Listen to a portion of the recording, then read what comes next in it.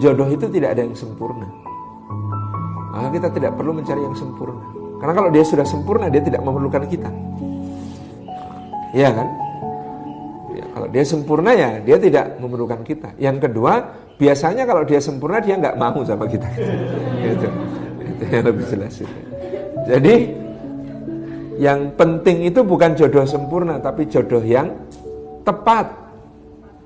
Nah, bagaimana mendapatkan jodoh yang tepat? Tadi sudah kita sebutkan, kriterianya harus tepat. Apa kriteria jodoh? Yang ditekankan oleh agama itu cuma satu, ya agama itu sendiri, gitu ya. Maka pada yang laki-laki Rasulullah mengatakan fadfar bidzatid din taribat yadak. Pilihlah olehmu yang beragama, niscaya engkau beruntung. Kalau kepada bapaknya para perempuan, maka sabda Rasulullah SAW, apabila datang kepadamu seorang lelaki yang kamu ridhoi agama dan akhlaknya. Saya takjub redaksi hadis ini, kamu ridhoi agama dan akhlaknya, bukan yang baik agama dan akhlaknya. Kenapa nggak cukup baik agama dan akhlaknya? Karena ada yang baik agama dan akhlaknya tapi kurang diridhoi.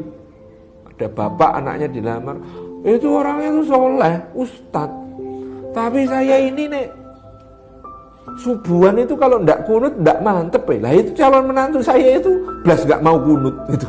Nah itu berarti agamanya tidak diridhoi gitu ya. Meskipun mungkin akhlaknya diridhoi gitu. Wah ini padahal itu perkara yang furu'iyah, sebenarnya nggak ada masalah. Tapi kadang-kadang kan perasaan itu nggak boleh dipaksa, nggak bisa dipaksakan. Itu kan soal diridhoi agama dan akhlaknya. Dan memang prakteknya dulu ya, ada orang yang agamanya baik, akhlaknya baik, ditolak. Abu Bakar As-Siddiq ngelamar Fatimah, ditolak. Umar bin Khattab ngelamar Fatimah, ditolak. Kenapa? Karena Nabi SAW tahu putrinya itu sudah punya nama yang tersimpan dalam hati.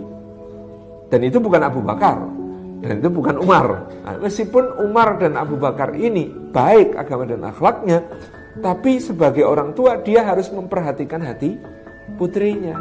Anaknya itu yang ada dalam hatinya itu namanya Ali bin Abi Thalib kok.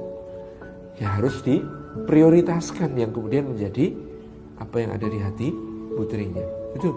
Jadi kalau jenengan jadi ikhwan, kalau ngelamar jangan ngancem pakai hadis ini.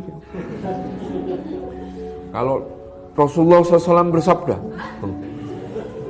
apabila datang kepadamu seorang lelaki yang kamu ridhoi agama dan akhlaknya, kamu tidak nikahkan dengan putrimu, maka akan terjadi fitnah yang besar di muka bumi gitu. Nah, kalau ada yang lamar kok ngancemnya pakai hadis ini, berarti agama dan akhlaknya tidak diridhoi gitu. Tidak perlu diperhatikan ancamannya. Ternyata pada dasarnya bisa jadi orang soleh itu juga bisa ditolak.